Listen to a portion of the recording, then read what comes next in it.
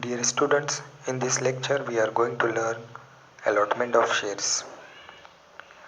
Allotment of share means when company accepts the application of the applicant for purchasing the shares of company and distribute him or gives him shares on on the basis of his application is known as allotment of shares.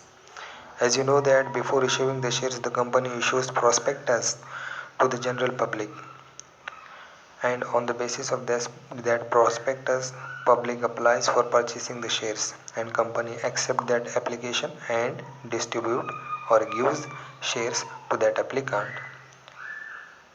is known as allotment of shares.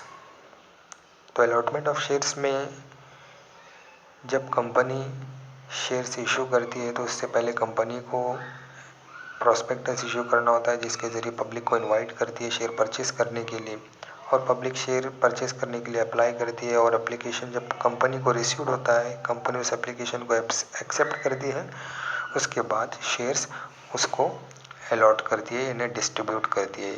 तो allotment का मतलब होता है distribution of shares, giving of shares to that person who has applied for purchasing the shares of company. Supreme Court has defined allotment of shares: the appropriation out of the previous unappropriated capital of the company of a certain number of shares to a person. तो supreme court ने यहाँ पे allotment of shares का definition दिया है। तो देखते हैं क्या है definition. The appropriation of previous unappropriated capital. Appropriation का मतलब होता है डिस्ट्रीब्यूटेड और अनएप्रोप्रिएशन का मतलब होता है undistributed.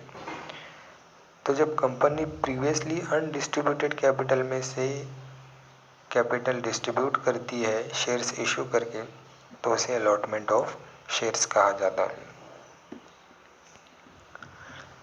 Thus, as per this definition, allotment of share means allocating, giving certain number of shares by board of directors out of the previous unallocated capital of the company to persons who have applied for the shares. तो इस definition के मुताबिक allotment of shares का मतलब होता है shares को allocate करना, यानी देना बोर्ड ऑफ डायरेक्टर्स के ज़रिए उन लोगों को जिन लोगों ने शेयर परचेज करने के लिए अप्लाई किया है। The company issues prospectus and application form. Applicant subscribes, fills the form and submit it with application money to the company's banker. The board of directors approves the acceptance of such applications in the board meeting by passing resolution. This is called as allotment of shares. अब allotment का procedure किस तरह से होता है यहाँ पर हमको समझाया गया है कि सबसे पहले कंपनी जो है प्रोस्पेक्टस इशू करती है। तो प्रोस्पेक्टस इशू करना होता है किस लिए? पब्लिक को इनवाइट करने के लिए, जिसके ज़रिए पब्लिक को पता चलता है कि कंपनी इतने शेयर सेल कर रही है, और उस प्रोस्पेक्टस को पढ़ने के बाद पब्लिक जो है शेयर परचेस करने के लिए अप्लाई करती है, सब्सक्राइब करती है, और एप्लीकेशन फॉर्म जो है कंपनी को सेंड करती है अलोंग विद एप्लीकेशन मनी।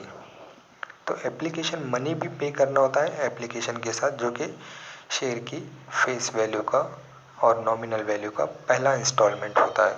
उस पहले इंस्टॉलमेंट को एप्लीकेशन मनी कहा जाता है, और इसको कंपनी के बैंक में जमा करना होता है। कंपनीज बैंकर मीन्स जिसे कंपनी ने अपॉइंट किया है शेयर्स की अमाउंट कलेक्ट करने के लिए।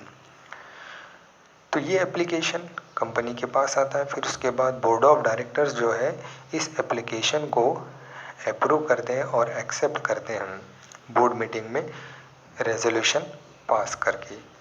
तो इसी एक्सेप्टेंस और approval of board of directors को जो है अलॉटमेंट ऑफ शेयर्स कहा जाता है, जिसमें board of director shares allot करने का डिसीजन लेते हैं उन लोगों को जिन लोगों ने शेयर परचेस करने के लिए अप्लाई किया है। The board of directors has the power to allot shares.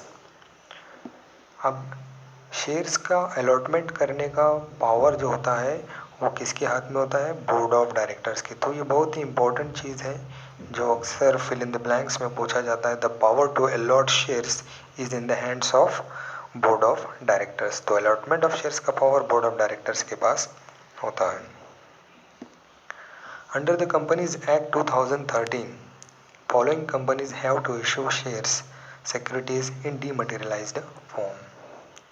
Company act 2013 के मुताबिक नीचे दी गई कंपनियों को अपने शेयर्स जो है डीमटेरियलाइज्ड फॉर्म में इशू करना होता है। अब डीमटेरियलाइज्ड फॉर्म क्या होता है? डीमटेरियलाइज्ड फॉर्म यानी जब कंपनी अपने शेयर्स इलेक्ट्रॉनिक फॉर्म में इशू करती है तो उसको डीमटेरियलाइज्ड फॉर्म में कहा जाता है। अब इलेक्ट्रॉनिक फॉर्म यानी क्या? जब कंपनी शेयर सर्टिफिकेट इशू करके सेल करती है तो उसको फिजिकल फॉर्म कहा जाता है, और जब इलेक्ट्रॉनिकली शेयर्स इशू करती है तो वो डीमटेरियलाइज्ड फॉर्म। इलेक्ट्रॉनिक यानी डीमैट अकाउंट ओपन करना होता है एप्लीकेंट को, और जितने भी शेयर्स कंपनी अलॉट कर रही है उसको वो सारे शेयर्स डीमैट अकाउंट में डिपॉजिट किए जाते हैं, तो इसे कहते हैं डीमटेरियलाइज्ड फॉर्म। अब कौन सी कंपनी को जो है डीमटेरियलाइज्ड फॉर्म में शेयर्स इशू करना है? तो इसमें number 1, a company making a public offer in excess of ₹10 crore. तो वो कंपनी जो 10 करोड़ से ज़्यादा का पब्लिक ऑफर कर रही है यानी शेयर्स इशू कर रही है, तो ऐसी कंपनी को ज़रूरी है कि वो अपने शेयर्स इलेक्ट्रॉनिक फॉर्म यानी डीमटेरियलाइज्ड फॉर्म में इशू करें। उसके बाद next, unlisted public companies for its new issues with effect from 10 सितंबर 2018। अगर कोई अनलिस्टेड कंपनी है जिसके शेयर्स जो है रिकॉग्नाइज्ड स्टॉक एक्सचेंज में लिस्टेड नहीं है और वो कंपनी अपने शेयर्स 10 सितंबर 2018 के बाद इशू कर रही है, तो ऐसी कंपनी को भी शेयर्स जो है डीमटेरियलाइज्ड फॉर्म में इशू करना ज़रूरी होता है। Next, such other classes of companies as may be prescribed. तो कंपनी एक्ट के ज़रिए और जो भी क्लासेस ऑफ कंपनी मेंशन की गई हैं जिनको डीमटेरियलाइज्ड फॉर्म में इशू करना है, तो इस हिसाब से कंपनी को शेयर्स डीमटेरियलाइज्ड फॉर्म में इशू करना होता है।